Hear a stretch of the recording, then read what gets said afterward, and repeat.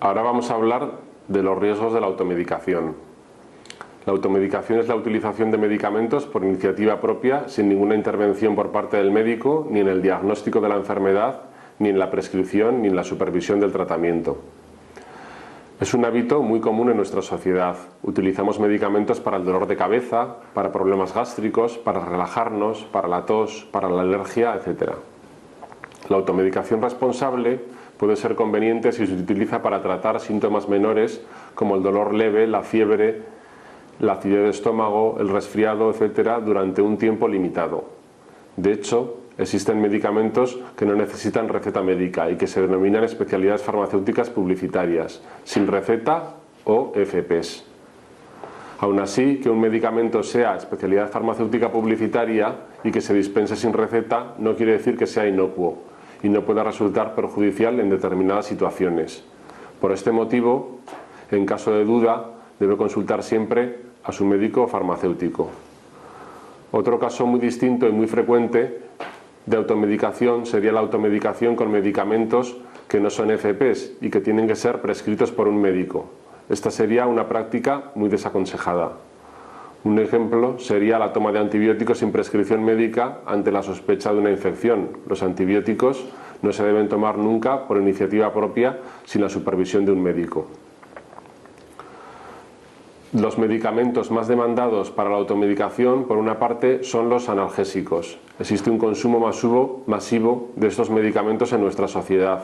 Ocurre en todos los grupos de edad y para una amplia muestra de enfermedades.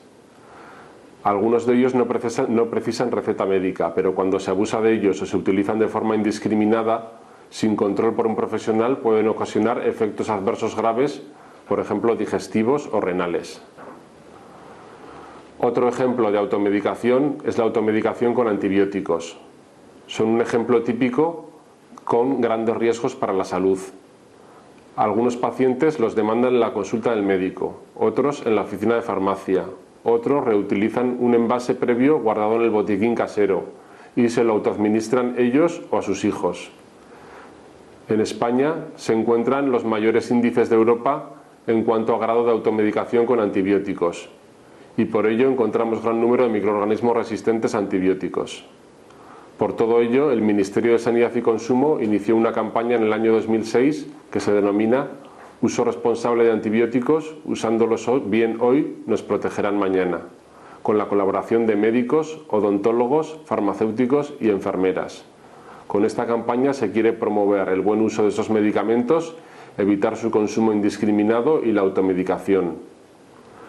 Otros medicamentos también muy utilizados como automedicación son los antisépticos tópicos, los suplementos vitamínicos y minerales, los antigripales y antitusígenos, los digestivos, laxantes, antiácidos y antiflatulentos. Siempre hay que recordar que aunque los medicamentos de venta libre o EFP tienen menos riesgos para la salud, no están exentos de ellos y hay que utilizarlos con precaución. En caso de duda, pregunte siempre a su médico farmacéutico.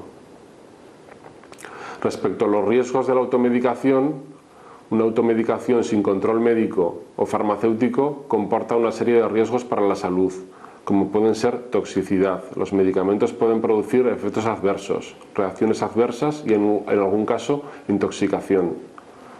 También pueden producir falta de efectividad porque se utilizan para situaciones no indicadas, por ejemplo la toma de antibióticos para tratar procesos víricos contra los cuales esos medicamentos no son efectivos. Pueden producir dependencia o adicción en el caso de tranquilizantes o hipnóticos. Pueden producir también enmascaramiento de procesos clínicos graves y en consecuencia retraso en el diagnóstico y tratamiento. Pueden producir interacciones con otros medicamentos o alimentos que la persona esté tomando. Se puede haber una potenciación o una disminución del efecto de los medicamentos. Y se pueden producir también resistencias a antibióticos de manera que dejan de ser eficaces. Por último, unos consejos básicos sobre la automedicación. No tome nunca medicamentos con receta sin que hayan sido prescritos por un médico. En caso de medicamentos EFP o sin receta, pida consejo a su farmacéutico. En caso de embarazo, lactancia materna, presencia de enfermedades crónicas o bien si se trata de niños, consulte siempre a su médico antes de tomar cualquier medicamento, aunque sea una especialidad sin receta. La duración de la automedicación con especialidades farmacéuticas publicitarias tiene que ser razonable. Si los síntomas continúan o su estado empeora, consulte a su médico. Informe a su médico de todos los medicamentos que toma o haya tomado.